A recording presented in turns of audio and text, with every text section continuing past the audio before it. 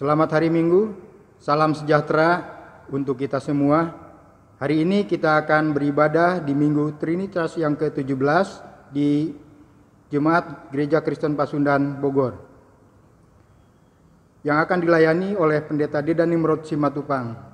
Bapak Ibu, kami undang untuk berdiri, kita menyanyikan pelengkap Kidung Jemaat 8 ayat 1 dan 6.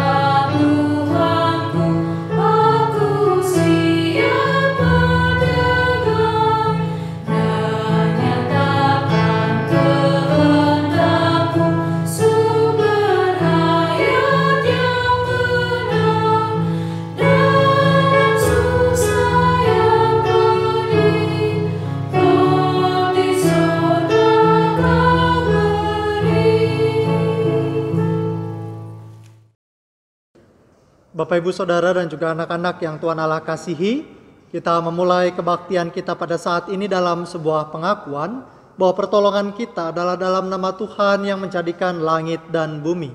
Amin. Kasih karunia dan damai sejahtera dari Allah Bapa dan dari Tuhan kita Yesus Kristus menyertai saudara-saudara. Dan menyertai saudara juga. Firman Tuhan yang membimbing kita dalam kebaktian pada hari Minggu ini didasarkan oleh firman Tuhan sebagaimana dituliskan dalam 2 Korintus pasalnya yang ke-7 ayatnya yang pertama yang demikian. Saudara-saudaraku yang kekasih, karena kita sekarang memiliki janji-janji itu, marilah kita menyucikan diri kita dari semua pencemaran jasmani dan rohani, dan dengan demikian menyempurnakan kekudusan kita dalam takut akan Tuhan. Amin.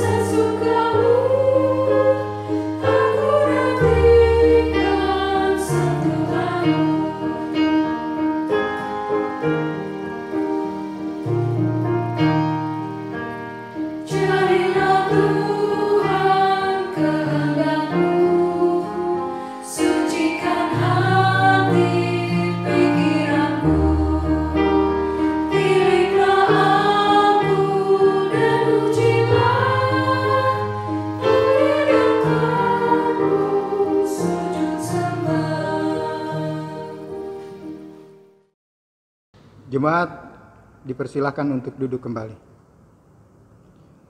Allah menghendaki agar manusia selalu berada dekat dengannya. Yesus Kristus berkata, "Tinggallah di dalam aku dan aku tinggal di dalam kamu, sehingga kamu berbuah di dalam kehidupan, sebab di luar aku kamu tidak dapat berbuat apa-apa." Jika manusia menjauhi Allah dan berada di luar Allah, maka manusia akan kehilangan pengenalan akan Allah dan kehendaknya. Pikiran, perkataan, dan perbuatan manusia akan dicemari oleh kehendak yang tidak terkendali, sehingga mencemari dirinya, sesamanya, dan kehidupan milik Allah. Inilah dosa manusia yang bila dibiarkan akan menjerat dan membinasakan manusia itu sendiri.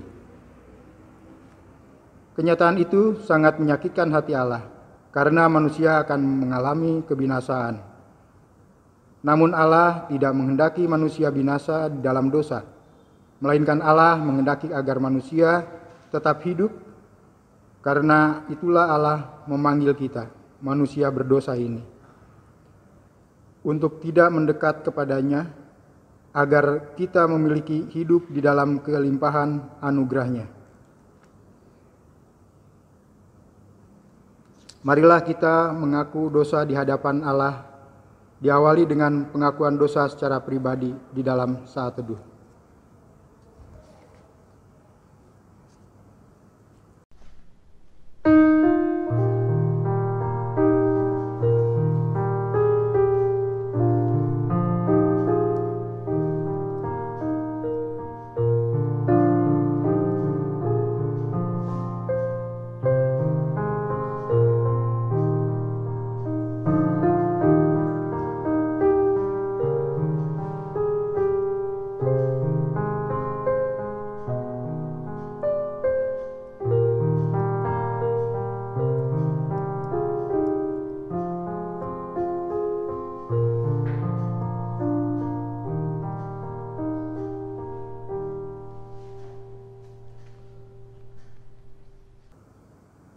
Ya Tuhan yang Maha Kuasa dan Maha Pengasih, kami merendahkan diri di hadapan-Mu dan mengaku bahwa kami adalah orang berdosa, seperti domba yang sesat, yang berjalan menurut keinginan kami sendiri. Kami tidak patuh terhadap suara-Mu, kami tidak berbuat apa yang seharusnya kami perbuat, tetapi kami melakukan apa yang Tuhan larang. Kami tidak mempunyai kekuatan untuk melakukan kehendak-Mu, tetapi Kamu tahu ya Tuhan, yang pengasih dan penyayang, bahwa Engkau tidak menghendaki kematian orang berdosa, tetapi supaya ia bertobat dan hidup. Sebab itu, dengan percaya kepada Yesus Kristus, Gembala yang baik, yang telah menyerahkan nyawanya pengganti segala domba, kami berseru dan memohon kepadamu demi nama-Nya. Ampunilah dosa kami ya Tuhan, dan kuatkanlah kami oleh Roh Kudus, supaya kami dapat hidup menurut firman-Mu. Amin.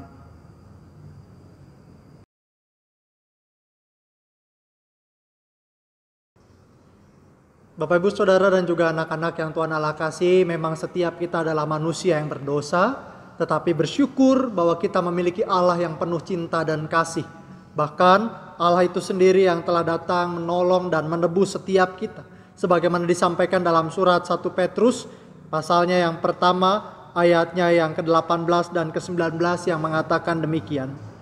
Sebab kamu tahu bahwa kamu telah ditebus dari cara hidupmu yang sia-sia yang kamu warisi dari nenek moyangmu itu, bukan dengan barang yang fana, bukan pula dengan perak atau emas, melainkan dengan darah yang mahal, yaitu darah Kristus, yang sama seperti darah anak domba, yang tak bernoda dan tak bercacat. Maka dari kesaksian firman Tuhan ini, pada setiap kita yang dengan jujur di hadapan Tuhan, mengaku dosa dan pelanggarannya, disampaikan bagi setiap kita bahwa penebusan dan keselamatan dianugerahkan oleh Tuhan kita Yesus Kristus bagi setiap orang yang percaya. Amin.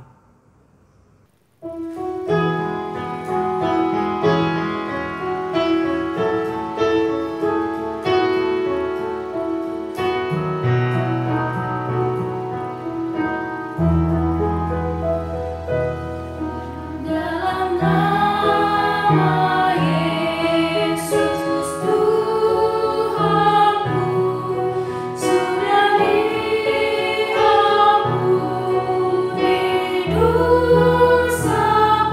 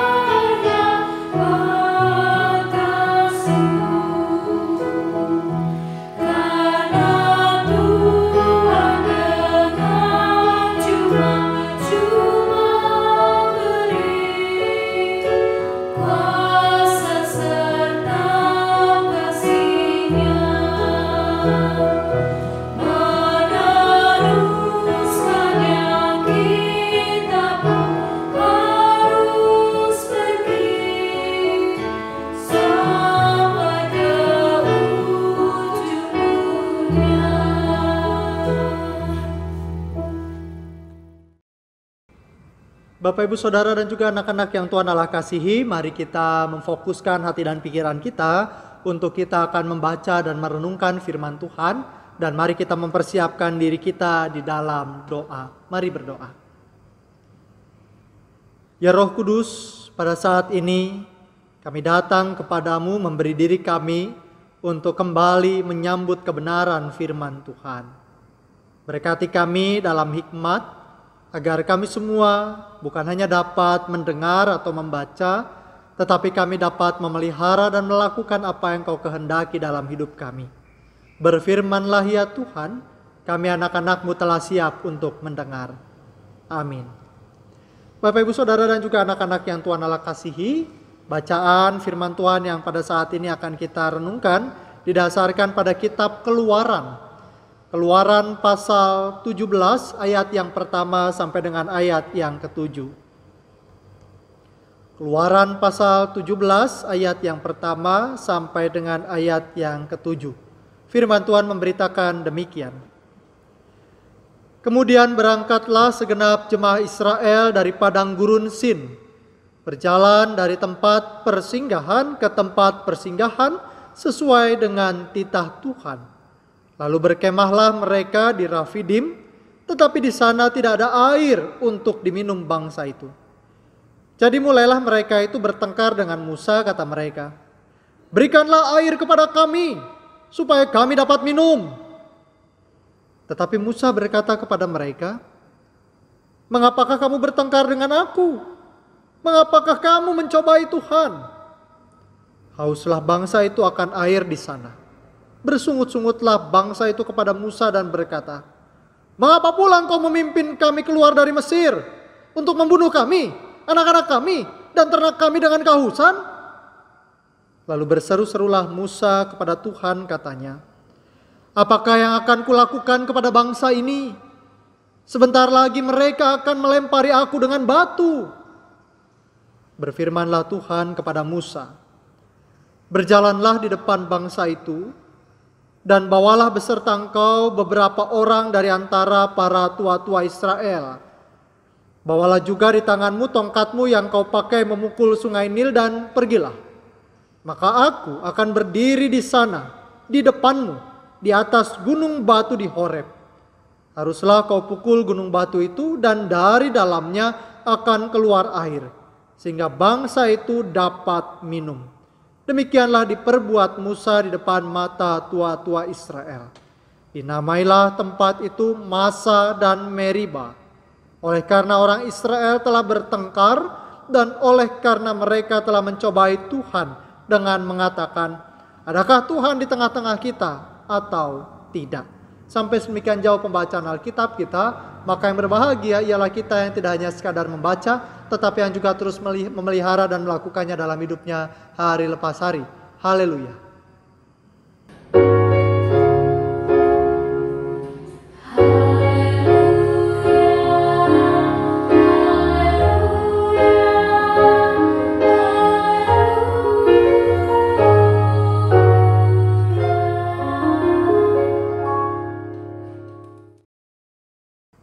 Bapak, Ibu, dan Saudara, serta anak-anak yang Tuhan Allah kasihi, pada saat ini kita kembali melanjutkan refleksi kita berdasarkan perjalanan bangsa Israel keluar dari tanah Mesir. Dan secara khusus tema hari ini bicara tentang hidup dalam perjanjian dengan Allah. Nah, Bapak Ibu Saudara dan juga anak-anak yang Tuhan Allah kasih, saya mau mengajak kita semua memahami terlebih dahulu konsep perjanjian yang pada saat itu terjadi. Supaya kita lalu kemudian tidak salah memahami apa yang dimaksud dengan perjanjian. Maka Bapak Ibu dan Saudara, ada seorang tokoh teolog perjanjian lama yang bernama Walter Brueggemann yang mengatakan bahwa Allah yang kita imani sejatinya adalah Allah yang membangun relasi. Allah yang kita imani adalah Allah yang relasional.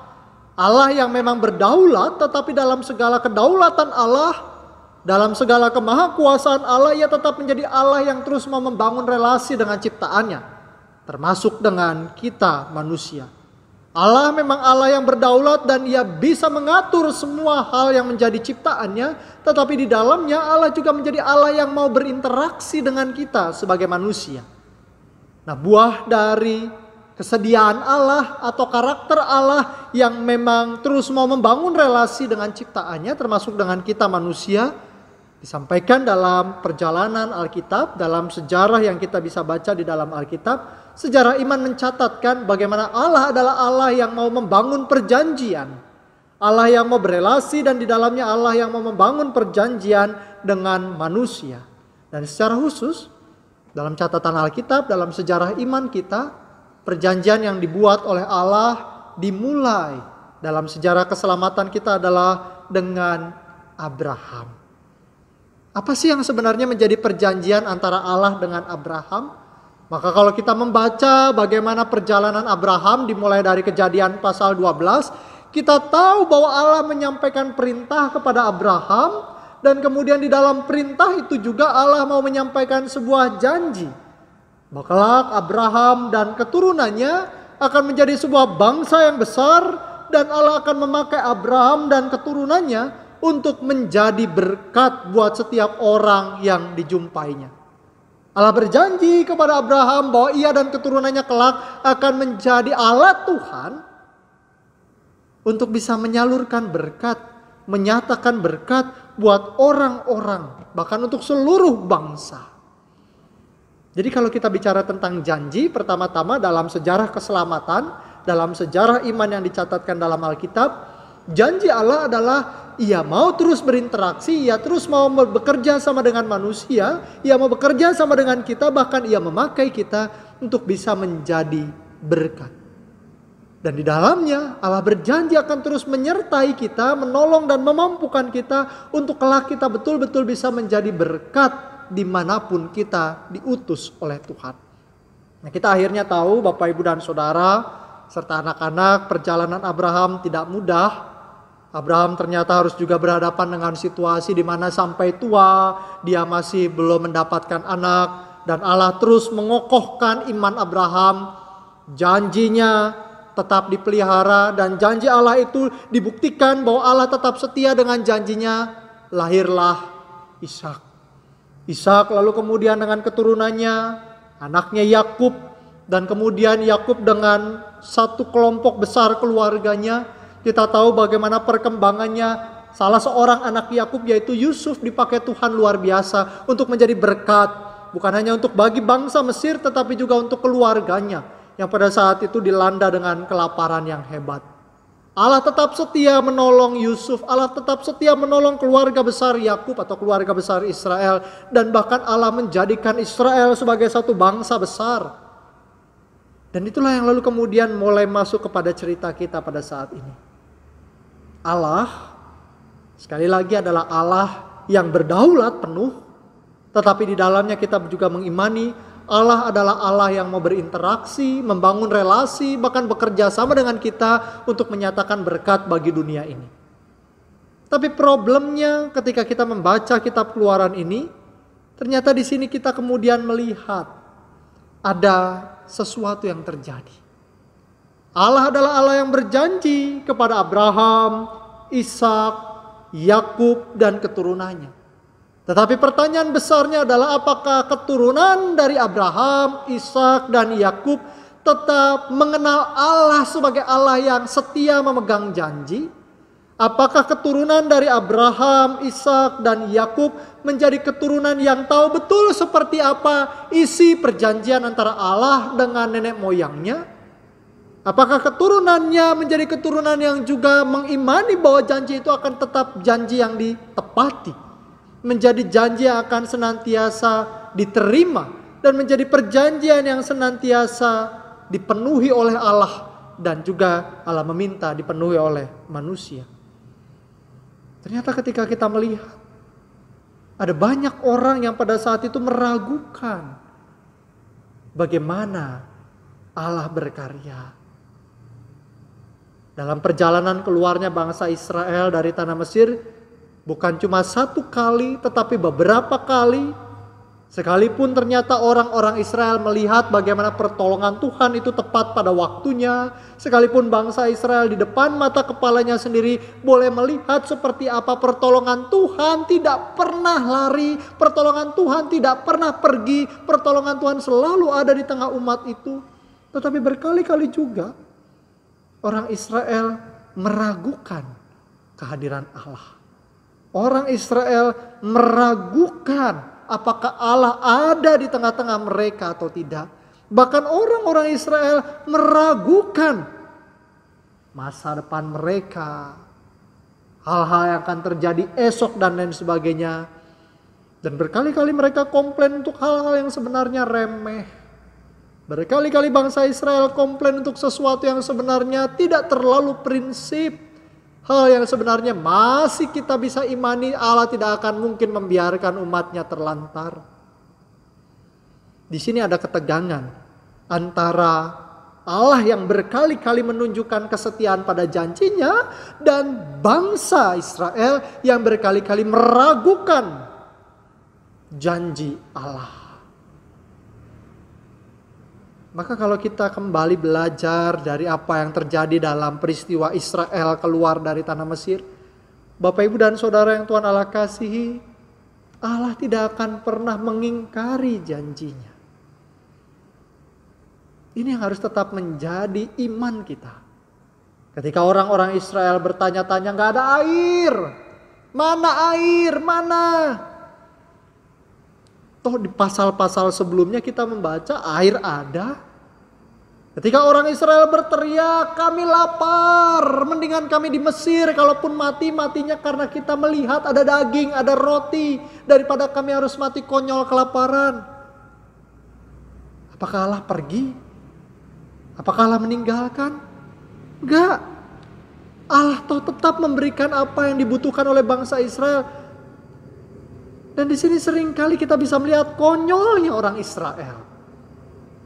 Setelah berkali-kali melihat bagaimana penyertaan Tuhan yang ajaib dilakukan di depan mata mereka, ternyata kejadian di tempat yang pada saat ini disebut sebagai Rafidim itu, mereka masih lagi berdebat, masih lagi meragukan, masih lagi bersungut-sungut tentang air.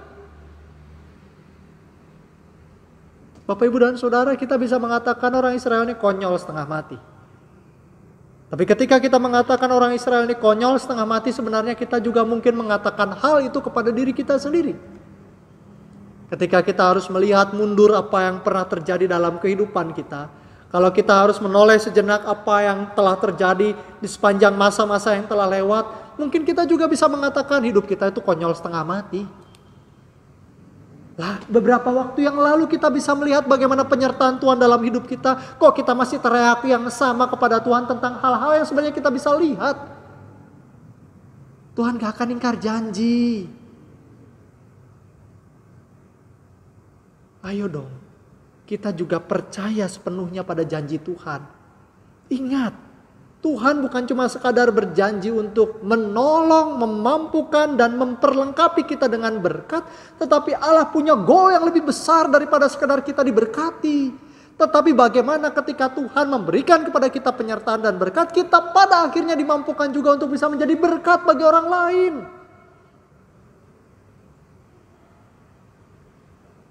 Maka Tuhan bukan cuma sekadar akan menolong dan menyelamatkan kita, tetapi Tuhan juga akan terus memegang janjinya untuk memakai kita, mempercayakan banyak hal kepada kita, untuk kita juga bisa menjadi orang yang menolong menyelamatkan, dan memberkati orang-orang di sekitar kita. So jangan takut. Bahasa kerennya mah don't worry atulah. Santai.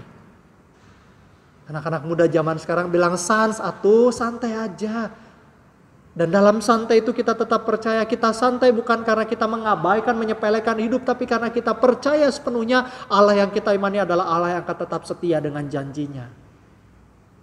Di satu sisi, itu yang mau kita refleksikan dari bacaan kita hari ini.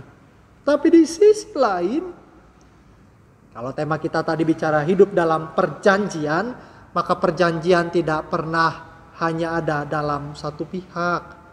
Yang mengupayakan perjanjian itu untuk tetap terjadi bukan hanya satu pihak, tetapi perjanjian itu adalah mengikat kedua belah pihak. Kalau kita bicara tentang kita percaya janji Allah akan digenapi, janji Allah akan senantiasa terjadi, maka sebenarnya itu juga harusnya menanyakan sekaligus juga mengafirmasi kepada kita, apakah kita juga akan senantiasa menggenapi apa yang menjadi bagian kita dalam perjanjian ini. Ketika Allah membangun perjanjian dengan Abraham, maka kita bisa melihat dalam Kejadian pasal 17, Allah juga meminta sesuatu dilakukan oleh Abraham dan keturunannya. Secara fisik itu disebut sebagai sunat. Orang-orang keturunan Abraham wajib melakukan sunat secara fisik pada zaman itu. Artinya untuk mengikatkan bahwa ada tanggung jawab moral, ada tanggung jawab etis, ada tanggung jawab iman yang juga dituntut oleh Allah agar kita semua hidup dalam perjanjian. Bukan cuma sekedar kita sebagai manusia, sebagai umat yang menagih janji Tuhan, tetapi dalam perjanjian itu yang ditagih adalah kedua belah pihak. Maka kalau tadi kita sudah bisa mengatakan, gak perlu diragukanlah Allah gak akan mungkin ingkar janji gitu ya. Gak perlu diragukan sekecil apapun, sedikit pun tidak perlu diragukan bahwa Allah tidak akan mungkin pernah ingkar pada janjinya. Maka sekarang yang paling penting adalah apakah kita juga akan bisa hidup dalam perjanjian tanpa ingkar. Kalau dalam Kejadian pasal 17, sunat sebagai tanda perjanjian antara Allah dan Abraham serta keturunannya. Apa sih yang dilakukan dalam sunat? Maka sebenarnya kan mengerat daging di hitan ya. Mengerat daging hitan sebagai simbol bahwa manusia mau bersungguh-sungguh untuk membuang segala sesuatu yang cemar. Menjadi simbol bahwa sebenarnya manusia akan berani mengambil resiko, berani membuang kenyamanan untuk membuang sesuatu yang kotor dari hidupnya. Secara fisik itu yang dilakukan dalam simbol di perjanjian lama. Tetapi kita sekarang sebagai keturunan iman, keturunan keselamatan dari Abraham, maka bukan fisik yang terutama, melainkan bagaimana kita menyunatkan hati kita. Bagaimana kita berani membuang yang cemar, membuang yang najis, membuang yang kotor dalam hidup kita, sehingga hidup kita tetap kudus di hadapan Tuhan sebagai upaya kita untuk hidup dalam perjanjian dengan Allah. Maka tadi kalau kita membaca dalam nats pembimbing 2 Korintus pasal yang ke-7, ayatnya yang pertama mengatakan, saudara-saudaraku yang kekasih, karena kita sekarang memiliki janji-janji itu, marilah kita menyucikan diri kita dari semua pencemaran jasmani dan rohani. Dan dengan demikian menyempurnakan kekudusan kita dalam takut akan Allah. Maka perjanjian itu mengikat dua belah pihak. Maka berhasilnya dalam tanda kutip gitu ya, berjalannya perjanjian itu juga bergantung kepada dua belah pihak. Perjanjian akan menjadi one prestasi jika ada salah satu pihak yang mengingkari. Tadi kita sudah membuat sebuah refleksi bahwa yang jelas dari pihak Allah gak akan mungkin Allah itu one prestasi. Yang jelas dari pihak Allah tidak akan mungkin Allah mengingkari apa yang menjadi janjinya. Yang jelas dari pihak Allah tidak akan mungkin ada kegagalan dalam memenuhi janjinya. Tetapi sekarang adalah bagaimana dari pihak kita. Hidup dalam perjanjian dengan Allah berarti kita hidup menyucikan diri. Hidup dalam perjanjian dengan Allah berarti kita berani membuang kenyamanan untuk membuang segala yang cemar dari hidup kita. Tapi ternyata membuang yang cemar dari hidup kita seringkali tidak mudah. Kita membangun, kita mengikat perjanjian dengan Allah, Tetapi kita juga mengikat perjanjian dengan banyak hal yang lain yang bertentangan dengan kehendak Allah.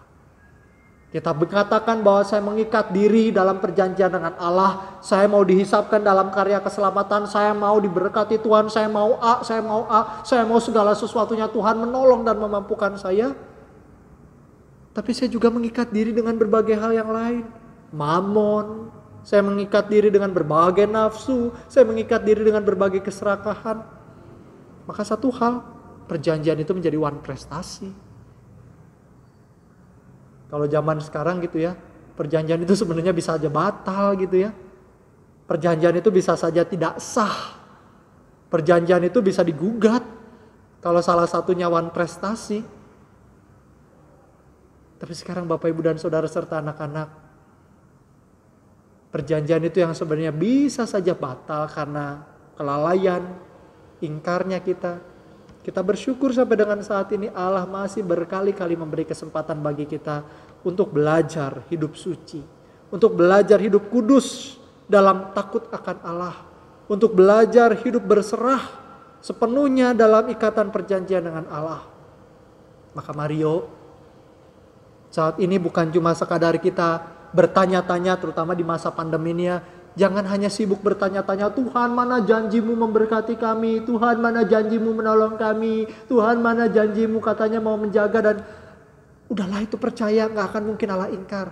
Sebaliknya, tanya pada diri kita, mana katanya mau ikut dalam perjanjian dengan Allah? Tanya dalam diri kita, mana katanya mau terus mau belajar membuang yang cemar dalam diri kita? Tanya dalam diri kita terus.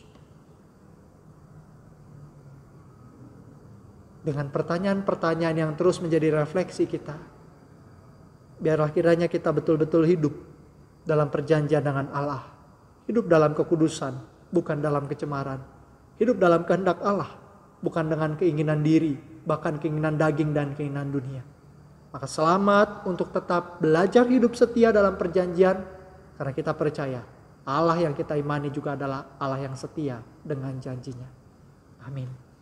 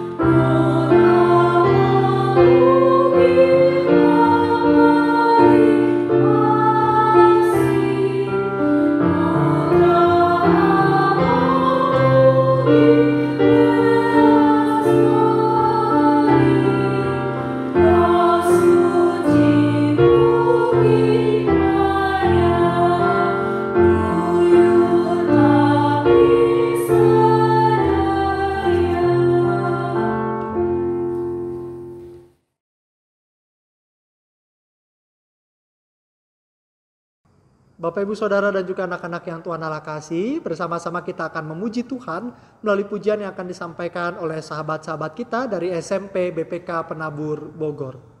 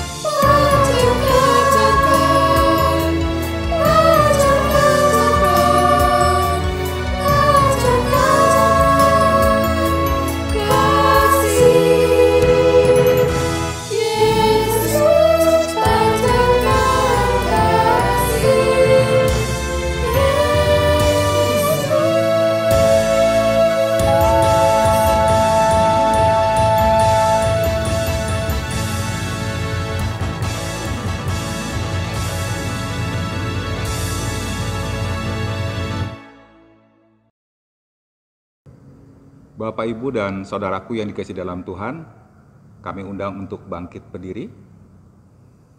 Marilah kita mengucapkan pengakuan kepercayaan kita bersama-sama dengan gereja dari segala abad dan tempat.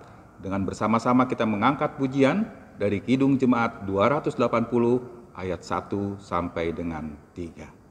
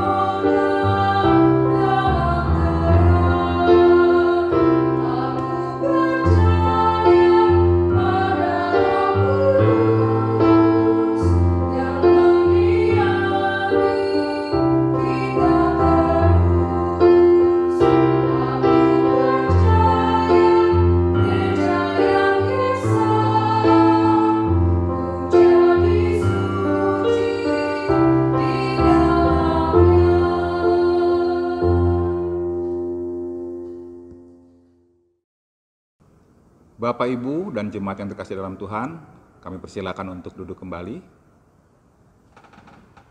Kita akan bersama-sama menyatakan rasa syukur kita melalui persembahan, dan firman Tuhan yang akan menghantar kita di dalam persembahan terambil dari Kisah Rasul pasal yang ke-20 ayat yang ke-35.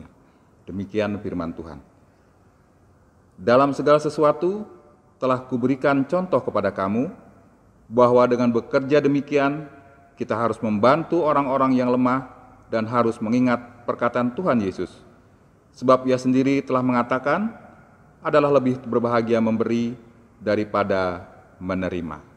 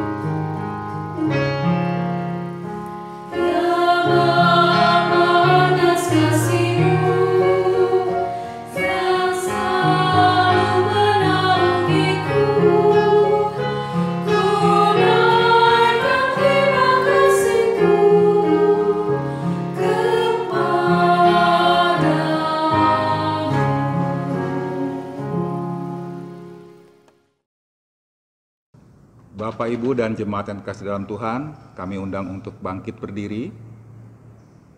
Kita bersama-sama akan menyerahkan persembahan kita di dalam doa. Mari kita berdoa. Bapa di surga, Bapa yang kami sapa, kami sembah di dalam nama Tuhan kami Yesus Kristus. Kami mengucap syukur untuk kebaikan dan kemurahan Tuhan yang senantiasa boleh kami rasakan dan nikmati bersama di sepanjang kehidupan kami. Hari ini dengan penuh sukacita, kami mempersembahkan persembahan syukur kita sebagai ungkapan syukur atas kebaikan Tuhan di dalam kehidupan setiap kami. Terimalah persembahan kami ya Bapa, dan kiranya Tuhan juga memberkati majelis jemaat yang akan mengelola persembahan ini di dalam kebutuhan kami sehari-hari dalam pelayanan kami. Terima kasih Bapa untuk semuanya, di dalam kasih-Mu kami sudah berdoa, memohon dan mengucap syukur. Amin.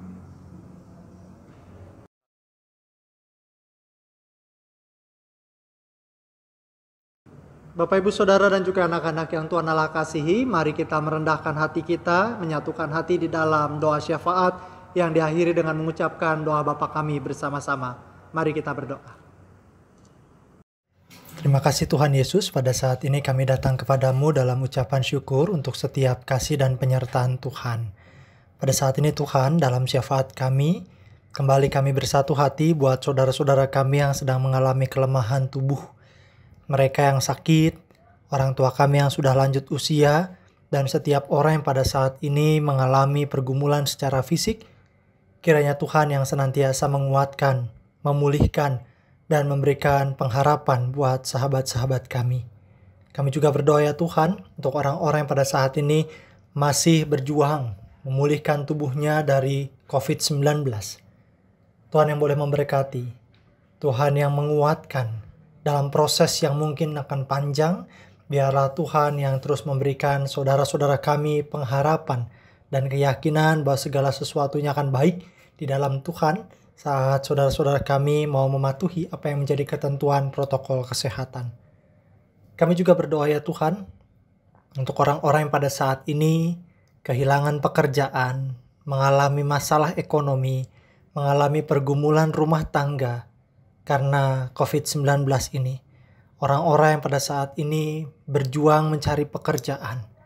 Mereka yang sedang mempertahankan bisnis atau usahanya, kiranya Tuhan juga yang memberikan kepada saudara-saudara kami kekuatan untuk terus memiliki semangat, melakukan setiap usaha dengan jujur, dengan baik, sambil tetap meyakini bahwa rezeki atau berkat Tuhan selalu tersedia buat setiap orang yang berharap dan melakukan pekerjaan-pekerjaan Tuhan.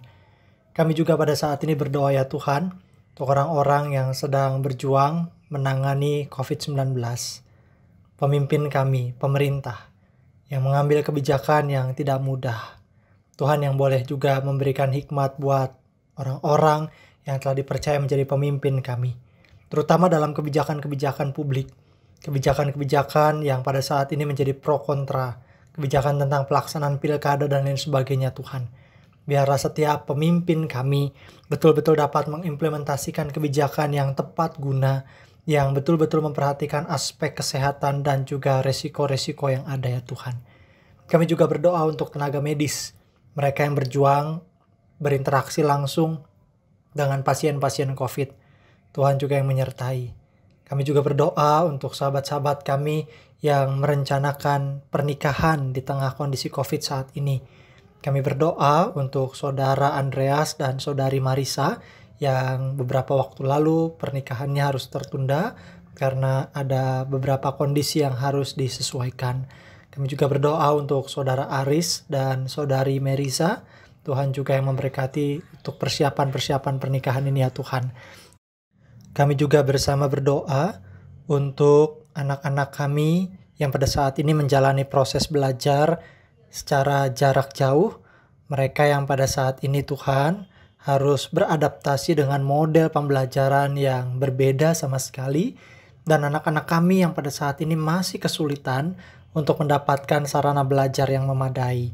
Biarlah anak-anak kami ini Tuhan boleh tetap semangat belajar, boleh tetap fokus, tetap konsentrasi yang baik.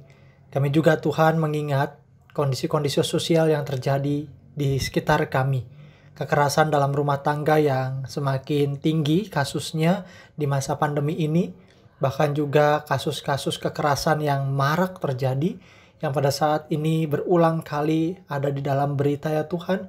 Biarlah kami tetap bisa berpikir jernih, tetap bisa berpikir dengan baik, sehingga dalam keputusan-keputusan dan sikap yang kami ambil sebagai anak-anak-Mu, kami tidak jatuh pada sikap-sikap kekerasan. Kami juga berdoa agar pemimpin kami betul-betul dapat mengambil kebijakan yang terbaik, undang-undang penghapusan kekerasan, terutama kekerasan seksual. Biar akhirnya Tuhan bisa membimbing, memberikan hikmat pada pemimpin kami, orang-orang yang duduk di legislatif, untuk betul-betul dapat memikirkan undang-undang ini dengan sebaik-baiknya dan betul-betul memperhatikan kondisi masyarakat ya Tuhan. Kami berdoa untuk keadaan dunia ini ya Tuhan. Biarlah di tengah kondisi pandemi COVID-19 ini, dunia ini juga tetap mampu mewujudkan perdamaian, kerjasama internasional yang baik, sehingga setiap upaya penyelesaian penanganan COVID-19 betul-betul menjadi upaya yang dilakukan bersama-sama seluruh negara yang ada. Jangan biarkan ini menjadi sebuah kesempatan untuk tiap-tiap negara melakukan eksploitasi atau bahkan melakukan berbagai kecurangan. Tetapi biar negara-negara di dunia tetap hidup dalam perdamaian, hidup dalam kerjasama yang baik, dan kami mewujudkan bersama upaya untuk menyembuhkan dunia ini dari COVID-19. Terima kasih ya Tuhan. Ini doa kami yang kami sampaikan semuanya hanya di dalam nama-Mu Yesus Kristus, Tuhan dan Juru Selamat kami, yang telah mengajar kami berdoa demikian. Bapa kami yang di surga, dikuduskanlah nama-Mu, datanglah kerajaan-Mu, jadilah kehendak-Mu di bumi seperti di surga. Berikanlah kami pada hari ini makanan kami yang secukupnya, dan ampunilah kami akan segala kesalahan kami, seperti kami juga mengampuni orang yang bersalah kepada kami. Dan janganlah membawa kami ke dalam pencobaan, tapi lepaskanlah kami dari yang jahat, karena Engkau yang punya kerajaan dan kuasa dan kemuliaan sampai selama-lamanya. Amin.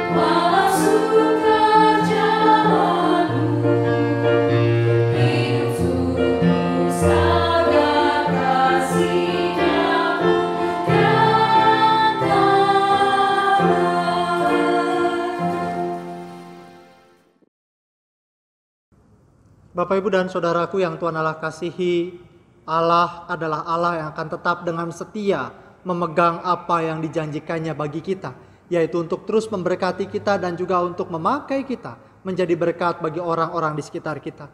Maka biarlah kita juga tetap setia dalam perjanjian dengan Allah untuk tetap berlaku benar di hadapannya, menjauhkan diri dari segala kecemaran, dan terus hidup kudus di dalam anugerah Tuhan. Kini jadilah orang-orang yang setia dalam perjanjian Allah dalam berkat-Nya.